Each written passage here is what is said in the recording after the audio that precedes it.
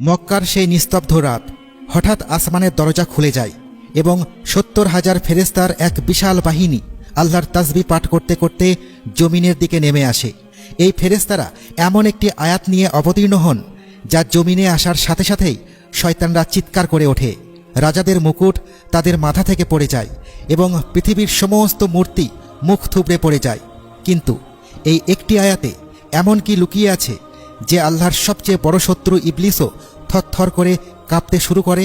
কি কারণ ছিল যে সে নিজের মুখে মানুষদের তার ধ্বংসের একটি বিশেষ রহস্য বলে দেয়? তুমি যদি আমাকে ছেড়ে দাও তবে আমি তোমাকে একটি রহস্য বলবো।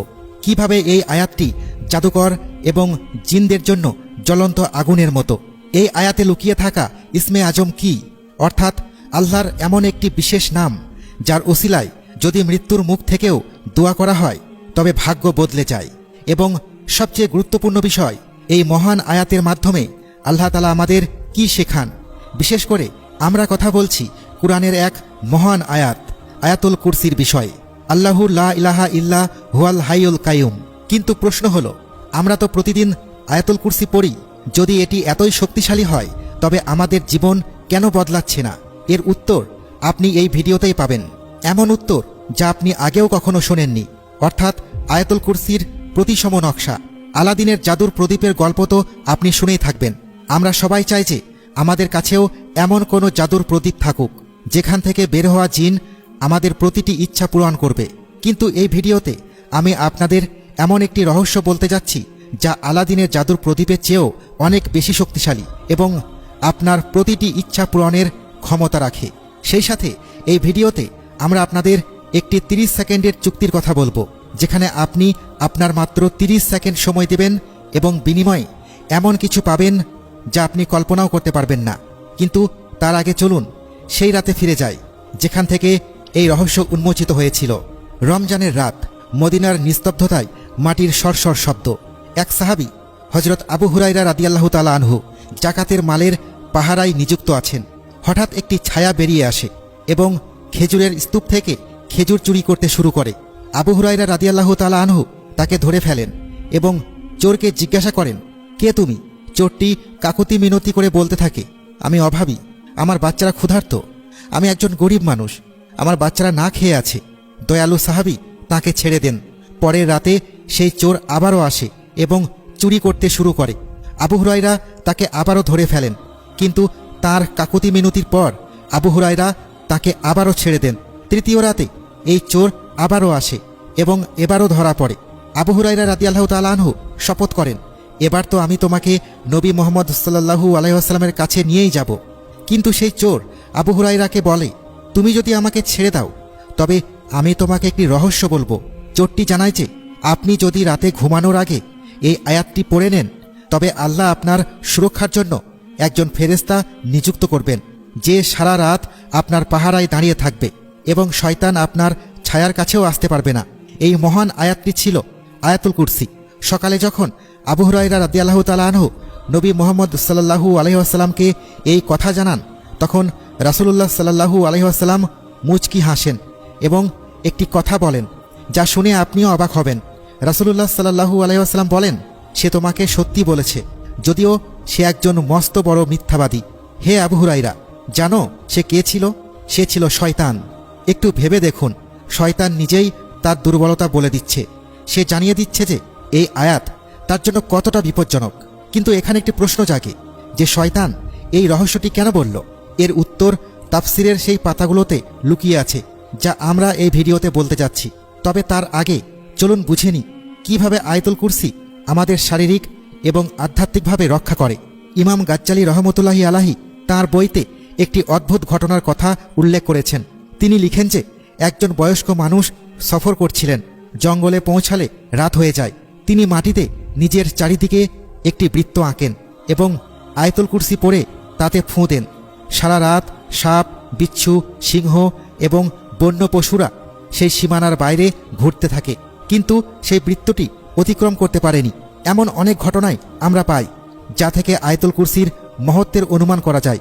আজকের আধুনিক জীবনে আমরা আমাদের অ্যাকাউন্টগুলোতে 2 স্টেপ ভেরিফিকেশনের মাধ্যমে সুরক্ষিত করি, কিন্তু আয়াতুল কুরসি হলো সেই ভেরিফিকেশন যা আমাদের শারীরিক ও আধ্যাত্মিক সুরক্ষার মাধ্যম হয়ে ওঠে।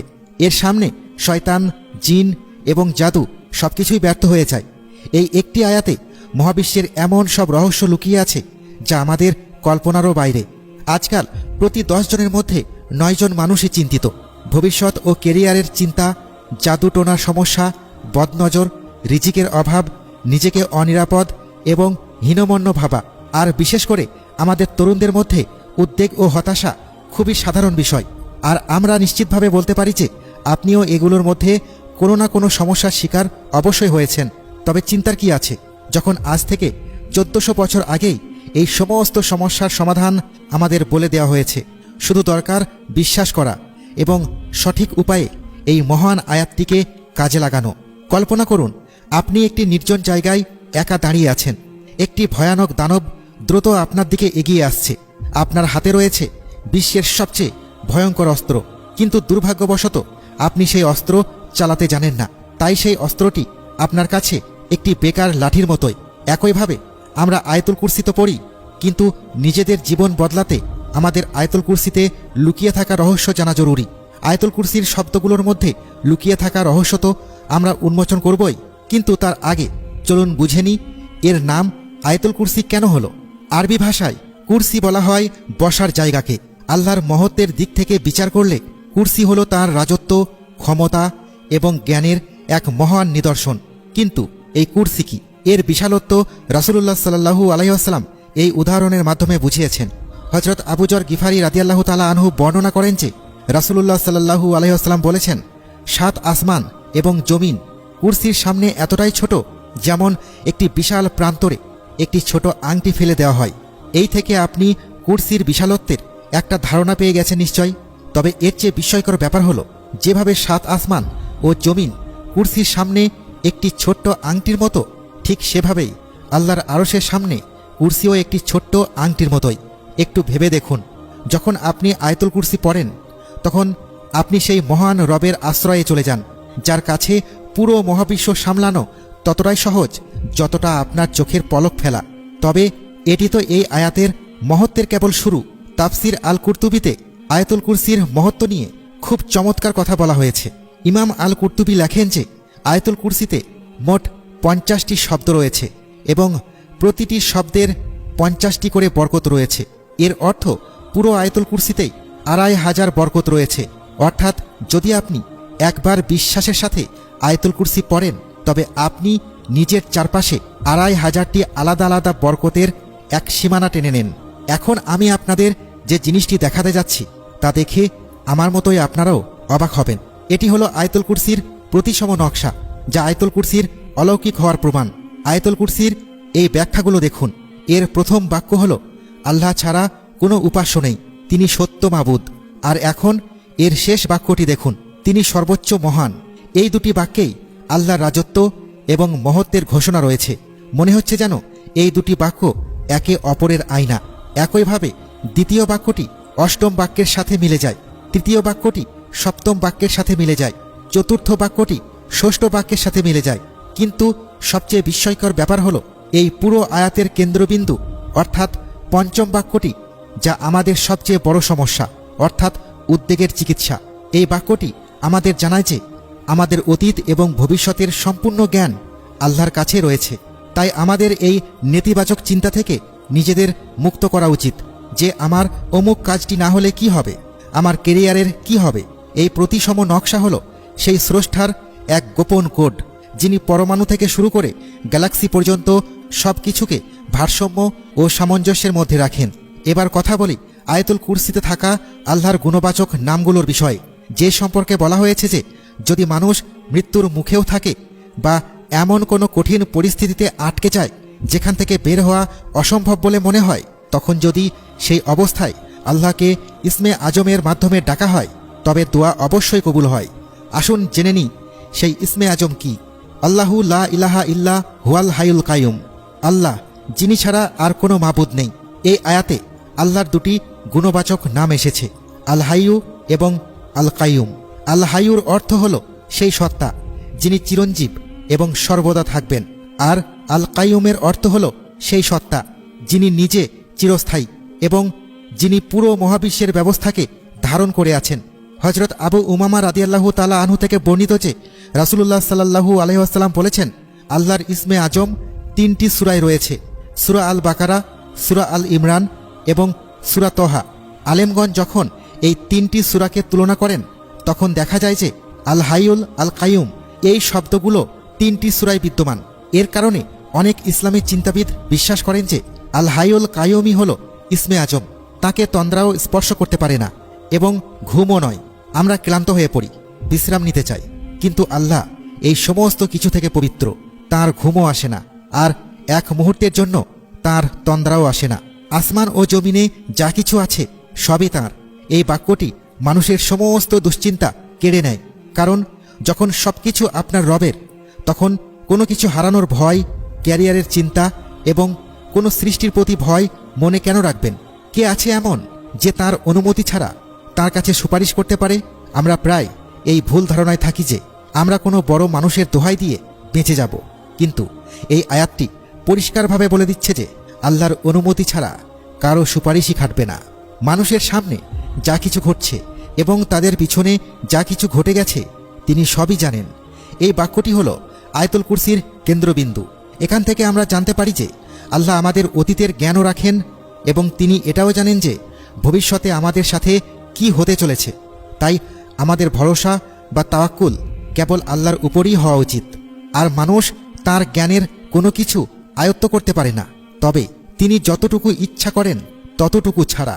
অর্থাৎ কোনো মানুষ যত উচ্চ মর্যাদারই হোক না কেন, সে জানতে পারে না আল্লাহর জ্ঞানে কি আছে। তবে আল্লাহ যাকে চান তাকে জানিয়ে দেন। তার কুরসি আসমান ও জমিনকে পরিবেষ্টিত করে আছে। কুরসি হলো এই কথার প্রমাণ যে পুরো মহাবিশ্ব আল্লাহর অধীন। ডক্টর ইসরার আহমেদ বলেন যে কুরসি আল্লাহর জ্ঞানকে উপস্থাপন করে, আর এগুলোর রক্ষণাবেক্ষণ তার ক্লান্ত করে না। তিনি সর্বোচ্চ, মহান। এখন আমরা আয়াতুল কুরসির মহত্ব সম্পর্কে জেনে গেছি। এবার চলুন সেই 30 সেকেন্ডের চুক্তির দিকে। হজরত আবু উমামা রাদিয়াল্লাহু তাআলা আনহু বর্ণনা করেন যে রাসূলুল্লাহ সাল্লাল্লাহু আলাইহি ওয়াসাল্লাম বলেছেন, যে ব্যক্তি প্রত্যেক ফরজ নামাজের পর আয়াতুল কুরসি পড়বে তার এবং জান্নাতের মাঝে কেবল একটি জিনিসই বাধা, আর তা হল মৃত্যু। অর্থাৎ কেউ যদি আন্তরিকতা ও পূর্ণ বিশ্বাসের সাথে প্রত্যেক ফরজ নামাজের পর আয়াতুল কুরসি পড়ে এবং যদি তার মৃত্যু হয়, তবে তার জন্য জান্নাতের প্রতিশ্রুতি রয়েছে। ভেবে দেখুন, আপনার দেওয়া মাত্র 30 সেকেন্ড আপনার আখিরাতকে সুন্দর করতে পারে। এর চেয়ে বড় লাভজনক চুক্তি আর কি হতে পারে? আজ আমরা শুধু আয়াতুল কুরসির সম্পর্কেই শিখিনি, বরং মহাবিশ্বের সেই মাস্টার কি আনলক করেছি, যা সরাসরি আল্লাহর আরশ থেকে আমাদের হৃদয়ের সাথে যুক্ত। মাত্র 7 দিন প্রত্যেক ফরজ নামাজের পর এবং ঘুমানোর আগে হৃদয় থেকে বিশ্বাসের সাথে আয়াতুল কুরসি পড়ুন এবং এর মহত্বের কথা চিন্তা করতে করতে পড়ুন। আর আমরা নিশ্চিতভাবে বলছি, যদি আপনি এমনটি করতে পারেন তবে আপনার জীবন শান্তিতে ভরে উঠবে। আপনার মন ও মস্তিষ্ক থেকে সব ধরনের নেতিবাচকতা দূর হয়ে যাবে এবং আপনার জন্য এমন সব দরজা খুলে যাবে যা আপনি কল্পনাও করতে পারবেন না। তবে যাওয়ার আগে আপনাদের মধ্যে কারা কারা আয়াতুল কুরসি জানেন তারা অবশ্যই আমাদের কমেন্টে লিখতে ভুলবেন না।